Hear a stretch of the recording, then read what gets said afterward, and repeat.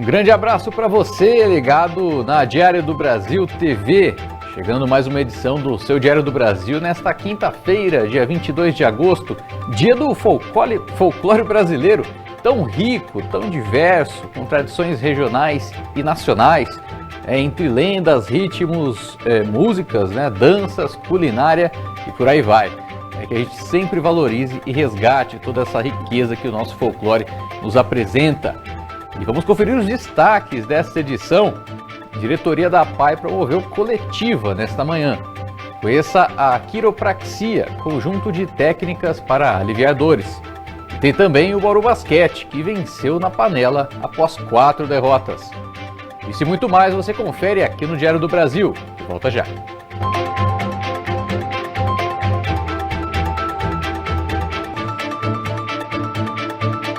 Meio-dia e 2 minutos. Na manhã desta quinta-feira, a APAI Bauru promoveu entrevista coletiva que o jornalista José Eduardo Mantini acompanhou e traz mais detalhes. Olá para você que acompanha a Diário do Brasil TV Prevê.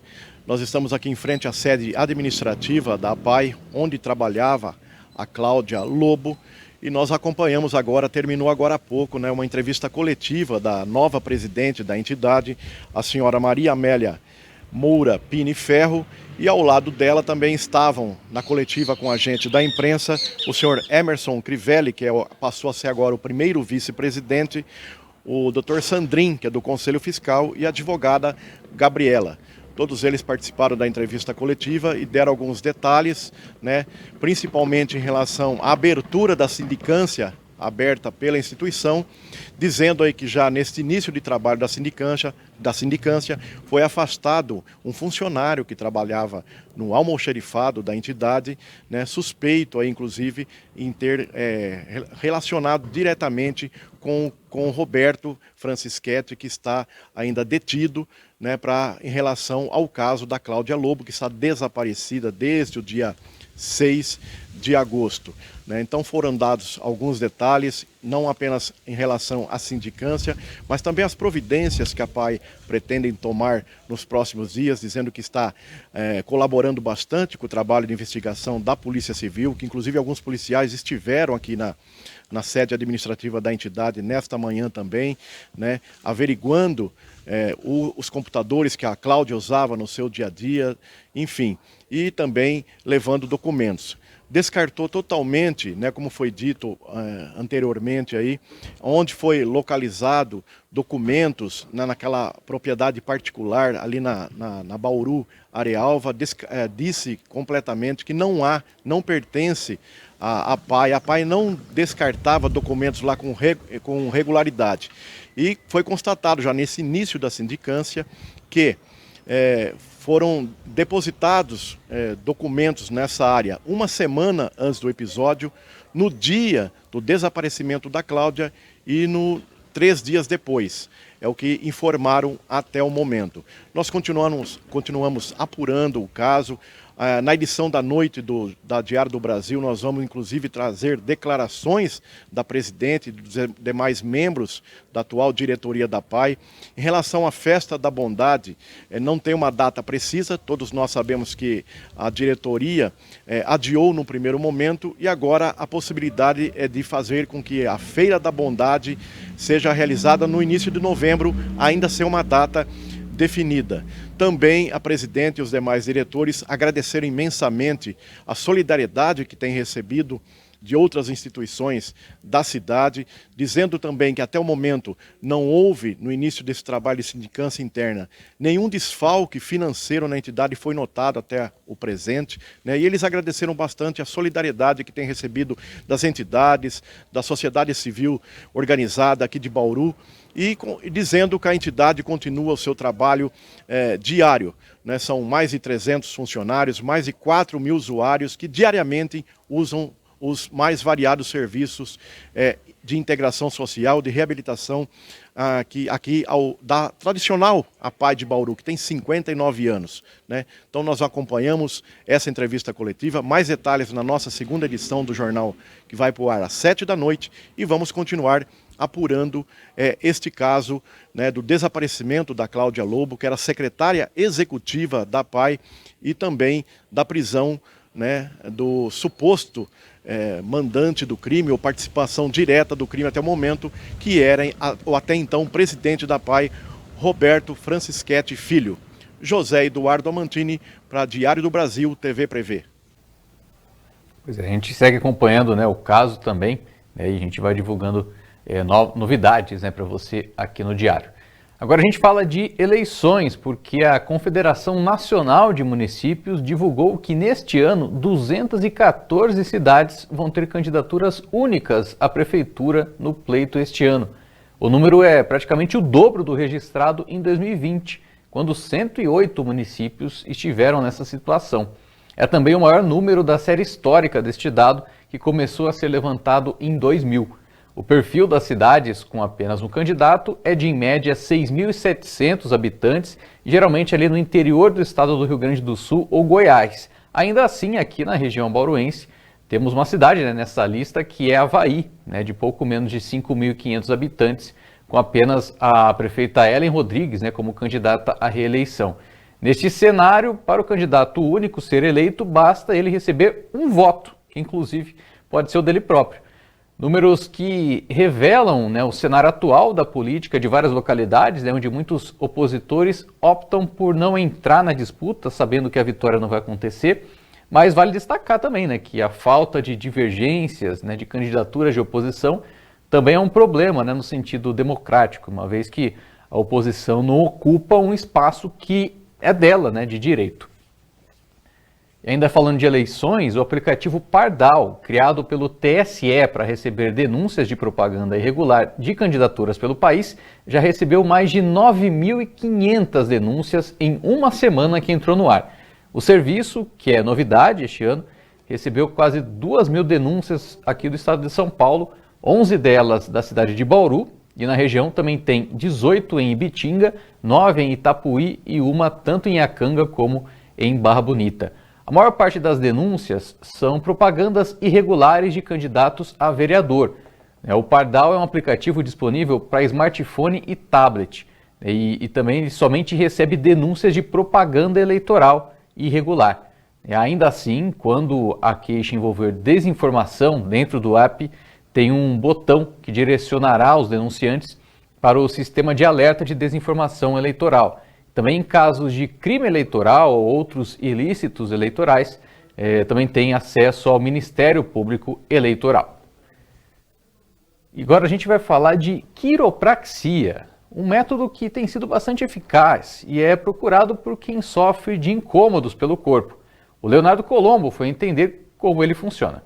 Dores nas costas, no joelho, no pescoço e em diversas outras partes do nosso corpo. A reclamação por esses incômodos tem sido cada vez mais comum entre os seres humanos. Para se ter uma ideia, a Organização Mundial da Saúde alerta que 80% da população mundial já teve ou vai ter dores na coluna. E diante de tantas dores pelo corpo, as pessoas têm buscado cada vez mais por alternativas e tratamentos que trazem uma melhor qualidade de vida. Um desses tratamentos é a quiropraxia. A prática surgiu nos Estados Unidos e foi desenvolvida pelo médico Daniel David Palmer, um entusiasta da medicina alternativa. Ano após ano, mais pessoas aderem a essa prática que oferece uma abordagem natural para o alívio das dores e o bem-estar físico. O Felipe é um dos profissionais que realiza atendimentos de quiropraxia em Bauru. Há 7 anos atuando nesta área, o quiroprata acumula mais de 30.000 atendimentos em quem sofre de incômodos pelo corpo. Ele explica de que forma este método proporciona mais qualidade de vida. É uma técnica que a gente faz praticamente a correção de todo o corpo, a gente chama de subluxações. Então, durante a nossa avaliação, a gente vai identificando as possíveis subluxações e vai corrigindo. Isso faz com que o nosso corpo funcione de uma maneira melhor, de um modo geral. Mas engana-se quem pensa que a quiropraxia é só para quem está sentindo algum tipo de dor ou incômodo no corpo. O Felipe explicou que o método também é bastante efetivo para prevenir estes desconfortos. A gente tem pacientes que podem ser de forma patológica ou não patológica, né? A gente tem pacientes que vêm já com um diagnóstico, hérnia de disco, protusão, listese, inflamações, tá? A gente consegue trabalhar esse paciente para ele que tenha uma melhora na dor, de uma forma geral. E tem pacientes não patológicos, né, que são causas mecânicas, posturais, né, que a gente vai adquirindo ao longo do tempo, né, essa sobrecarga vai aparecendo. E também tem pacientes em manutenção, tanto patológicos quanto não patológicos, né, são pacientes que vêm como método de prevenção, para não desenvolver um problema futuro. Mas quem pode fazer uma sessão de quiropraxia? De acordo com o profissional, não há restrições para este tipo de tratamento. A quiropraxia ela não tem praticamente nenhuma contraindicação. A gente tem formas de trabalhar. Por exemplo, um paciente com osteoporose, uma pessoa mais idosa. Pode fazer? Pode. Tem algumas restrições na sessão, mas é feito para todos os sexos, pessoas sedentárias, atletas, homem e mulher de todas as idades. Além do método, o profissional reforça que, se aliado com alternativas de tratamento e prevenção, o resultado da quiropraxia pode ser ainda mais positivo. Eu acho que cuidar da coluna, cuidar do corpo é uma coisa que todo mundo deveria fazer. Às vezes a gente acaba dando prioridade para outras coisas e nossa coluna, nosso corpo acaba ficando de lado. Mas também não é só assim que se cuida do corpo, né? A gente tem coisas que também andam juntos, assim como fortalecimento, né? Alongamento, trabalho de mobilidade. Então ela aliada a outras questões também é positiva? Sempre, sempre. Na verdade ela é um tratamento que nem eu estava te falando de pessoas que têm uma patologia. A gente não vai fazer só o tratamento daquilo, a gente vai indicar outra forma para fortalecimento, né? Porque aqui a gente não fortalece, né? Para ter essa conjunção no tratamento, para ter uma melhor eficácia. Realmente alivia muito, né, a quiropraxia, só que, como foi dito, né, outras práticas também devem ser realizadas, né, para justamente fazer valer, né? Senão você vai no quiroprata, né, faz a sessão, de repente, pouco tempo depois já começa a sentir dores novamente. Então, tem que ser isso acompanhado de muitas outras coisas aí destinadas à saúde do nosso corpo. Nesta semana, entidades de direitos humanos em São Paulo lançaram uma campanha estadual permanente de prevenção e combate à tortura. Essa campanha visa coibir a prática em diversos locais, sobretudo presídios, sistema socioeducativo, comunidades terapêuticas e também contra a população em situação de rua. O lançamento aconteceu na Praça da Sé, na capital paulista, na segunda-feira, data que marcou, né, no dia 19, os 20 anos do massacre da Sé, no qual 7 pessoas ali em situação de rua foram assassinadas e os suspeitos são agentes públicos de segurança. A principal ferramenta da campanha é a criação do site para receber denúncias, que poderão ser feitas sob anonimato. O endereço é denunciatortura.org. Por meio do site também será possível agendar um horário com o Conselho Estadual de Defesa dos Direitos da Pessoa Humana de São Paulo, né, a SOS Racismo também e a Ouvidoria da Polícia do Estado de São Paulo. O recurso ele deve ainda facilitar encaminhamentos de casos ao Programa de Vítimas e Testemunhas e ao Centro de Referência e Apoio às Vítimas. No primeiro semestre deste ano, a região Sudeste registrou 80% dos casos de roubo de cargas no país. São Paulo, no caso, teve 47%. A BR-116, no trecho que liga São Paulo ao Rio de Janeiro, é a rodovia que mais registrou prejuízos, com 19% dos roubos. E por falar em prejuízo, na última década, os registros desse crime na região Sudeste geraram um prejuízo estimado entre 1,3 e 1,5 bilhão de reais. Os dados são do relatório Análise de Roubo de Cargas da plataforma de monitoramento NSTEC. E como fica o tempo para essa quinta-feira? Vamos conferir na previsão. Devido à presença de uma massa de ar seco, as condições de estabilidade atmosférica permanecem em Bauru e nas cidades da região nesta quinta-feira. O céu é limpo, há poucas nuvens e não há previsão de chuva. Os ventos são fracos e a umidade relativa do ar varia de 10% a 20%. Por conta desses baixíssimos índices de umidade, é recomendado consumir ainda mais água. Já as temperaturas seguem em elevação. Em Bauru, a mínima atingiu 19 graus e a máxima prevista é 34 graus. Segundo a meteorologia do IPMET-UNESP, as demais cidades da região do Centro Paulista também seguem o padrão de variação de temperatura e umidade, com o céu limpo e sem previsão de chuva. Intervalo no diário e na volta tem a vitória do Bauru Basquete pelo Campeonato Paulista. Agora, 12h17. Não sai daí, a gente volta já.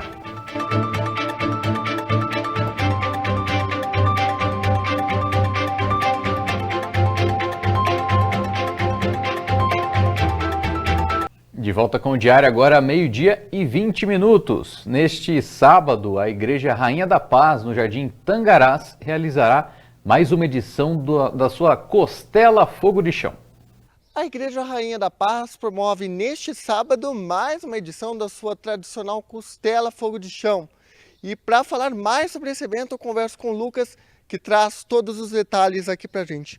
Lucas, fala um pouco da história por trás desse evento. O tradicional Costelão Fogo de Chão aqui da Igreja Rainha da Paz, ele já é realizado há alguns anos, mais precisamente aí começou em 2017, com grande aceitação do nosso público, dos irmãos em geral. É um meio da nossa igreja arrecadar fundos, né, para o sustento da igreja, para ajudar em algumas obras, e também um meio de incentivar o pessoal assim, a conhecer um pouco mais a igreja, e também uma confraternização em geral com todos.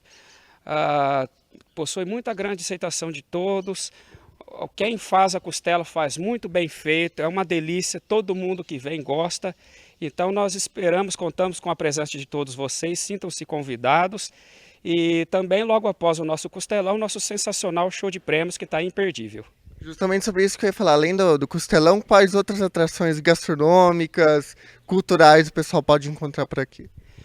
Por aqui o pessoal vai encontrar muita música boa com o Clube da Viola e também com mais um cantor convidado. O pessoal irá encontrar diversas atrações aí para as crianças também, como diversos objetos temáticos, né? Aí de fazenda e tudo mais. E também o sensacional show de prêmios, este ano tá imperdível, tem muitos prêmios bacanas aí. Então, além de você vir saborear uma deliciosa costela, por que não, você também pode sair aí para casa levando um prêmio aí. E como que é organizar um evento como esse? Quais são os desafios? Fala pra gente. Olha, nós possuímos diversos desafios, né? Porque como é um evento aí em prol da igreja, nós contamos com a doação, a colaboração de muitas pessoas. Graças a Deus, muitas pessoas ajudam, sejam com patrocínio, sejam com prendas para o nosso bingo e também com a sua mão de obra. É um evento muito grande, exige muita logística, muito diálogo, muita comunicação entre todos, mas no fim é um trabalho muito gratificante. E como que o pessoal pode participar deste evento e quando que ele vai ser? O evento ocorrerá aqui mesmo na igreja. No próximo sábado, dia 24, ele se inicia às 18 horas e vai até às 21 horas. Vocês podem comprar os valinhos diretamente com os agentes aqui da igreja, ou aqui na hora mesmo também, creio que ainda terão vales disponíveis. Você chega aqui na portaria, adquire o seu valinho e já pode adentrar o evento e curtir o mesmo. O vitiligo é uma condição de pele que provoca a perda da pigmentação em algumas áreas do corpo. Embora não seja contagioso ou fatal, ele pode ter um impacto significativo na autoestima e saúde emocional dos pacientes. Você já ouviu falar de vitiligo ou conhece alguém que tem essa doença? Estamos no Instituto Lauro de Souza Lima, que é uma referência na área dermatológica, para entender melhor sobre essa doença. Quem traz as informações é o médico dermatologista Ivander Bastazini Júnior. O que é o vitiligo? O vitiligo é uma doença que causa manchas brancas na pele. Bom, ele não é a única doença que causa manchas brancas na pele, mas ele é a mais frequente e atinge aproximadamente 2% da população mundial. O que causa o vitiligo e é genético ou pode ser desencadeado por fatores externos? Essa é uma pergunta muito difícil. Até hoje nós não sabemos exatamente o que causa o vitiligo. Existem possibilidades de fatores imunológicos, fatores genéticos responsáveis pelo aparecimento das manchas. O estresse pode ser um fator contribuinte também para o início do problema e outras causas possíveis. Mas, em resumo, até hoje nós não sabemos o que causa o vitiligo. Existem diferentes tipos de vitiligo? O vitiligo é classificado de duas maneiras. Aquele que atinge áreas específicas do corpo, é chamado de segmentar, e o que atinge áreas sem essa relação com um segmento específico do corpo. Mas, fora isso, ele é uma doença única só. E quais são as opções de tratamento disponíveis para essa doença? São variados os tratamentos para o vitiligo. Ele depende muito da área corporal acometida pela doença. Quando temos poucas áreas corporais ou pequenas áreas corporais acometidas, o tratamento pode ser simplesmente com pomadas de uso diário e muitas vezes a exposição solar, que ajuda no combate à doença.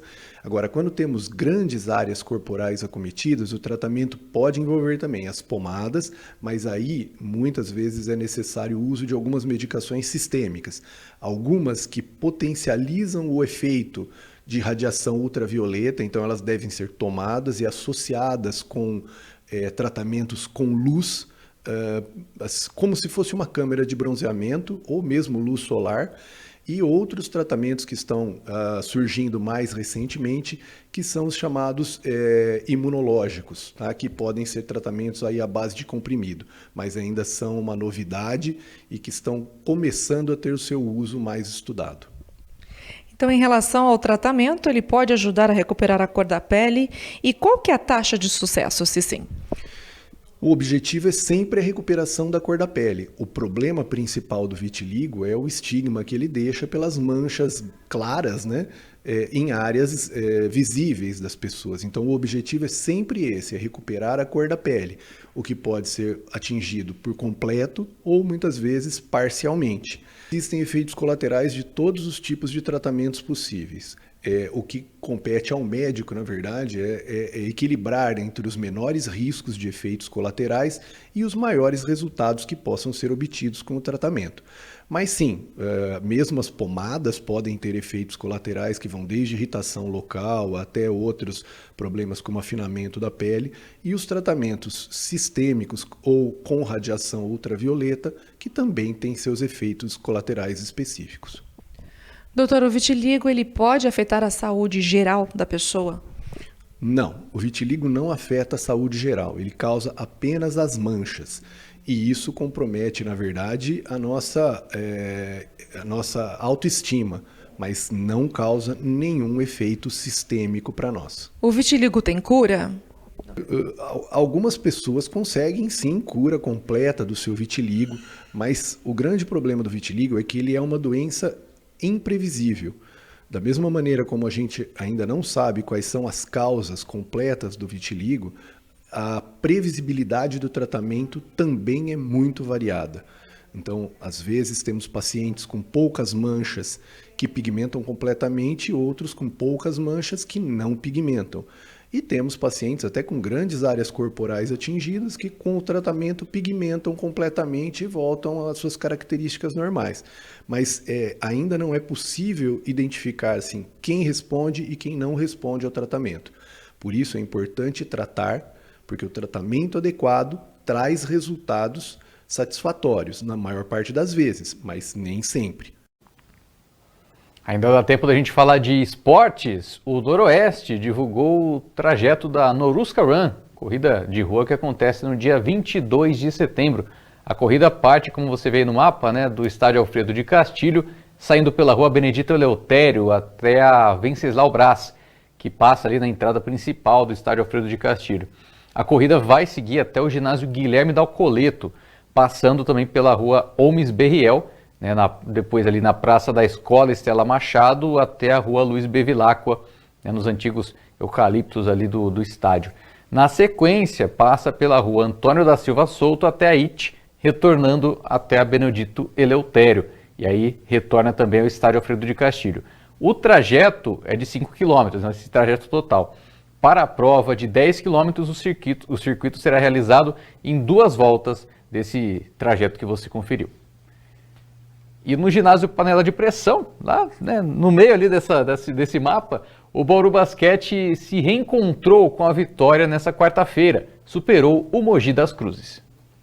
Com os importantes desfalques do armador Dontrell Bright e do ala pivô Gemerson, o Bauru Basquete não tinha um cenário tranquilo para encarar o Mogi das Cruzes no ginásio Panela de Pressão. Mas para ajudar a equipe nesse sentido, o capitão Alex Garcia começou entre os titulares, junto com o jovem ala pivô Lucas Brandão, ganhando a oportunidade de atuar por mais tempo. Mogi começou com um volume ofensivo ligeiramente superior, abrindo 12-6. Mas o Dragão conseguiu reduzir essa diferença antes do término do primeiro período, deixando o placar em 12-10. Já no segundo quarto, o Bauru foi avassalador, principalmente nos minutos anteriores ao intervalo. Teve Davi Rosseto encaçapando bolas de 3, assim como Wesley Mogi, e o Dragão foi avançando no placar em meio à seca de cestas dos visitantes. Depois de 12 pontos seguidos, o Dragão fechou o período com 42-27 no marcador. Na volta do intervalo, o Bauru abriu 19 de frente, mas no decorrer do terceiro período, o aproveitamento ofensivo bauruense sofreu uma queda, igualando-se ao jogo mogiano. Ainda assim, a vantagem construída permaneceu para o quarto final, em 56-40. Com Davi e Lucas Brandão, o Dragão abriu mais de 20 pontos de diferença nas primeiras bolas do quarto período. Uma vantagem e tanto para administrar a vitória, que já não vinha há 4 partidas. 77-53. Lucas Brandão foi o cestinha com 22 pontos. Vitória importante, né? Ganhar sempre é bom, né? Perder nunca é bom, né? Ainda mais dentro do nosso domínio, em frente ao nosso torcedor, dentro da nossa casa, né? E eu acredito que, né, acreditar toda essa vitória de hoje, a mudança de postura da equipe, né? A equipe, eu acho que, ela entrou hoje com uma postura melhor, defensiva, mais aguerrida, entendeu?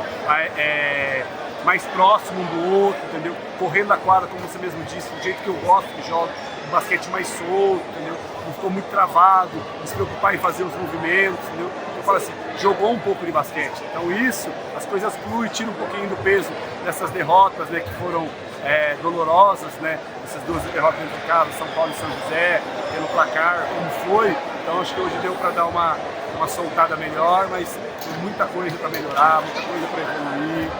E vamos aí, 2 dias para treinar para no sábado enfrentar a jovem equipe também do Pinheiro lá, fazer um bom jogo. Após fazer as pazes com a vitória, o Bauru Basquete volta para a estrada. No sábado, às 11 horas da manhã, a equipe enfrenta o Pinheiros, na capital paulista. E chega ao fim o nosso Diário do Brasil de quinta-feira. Para rever as reportagens, acesse as nossas redes sociais. Camila Fernandes traz mais informações para você na edição da noite. Obrigado pela sua companhia, tenha um ótimo dia e até amanhã. Com os importantes desfalques do armador Dontrell Bright e do ala pivô Gemerson,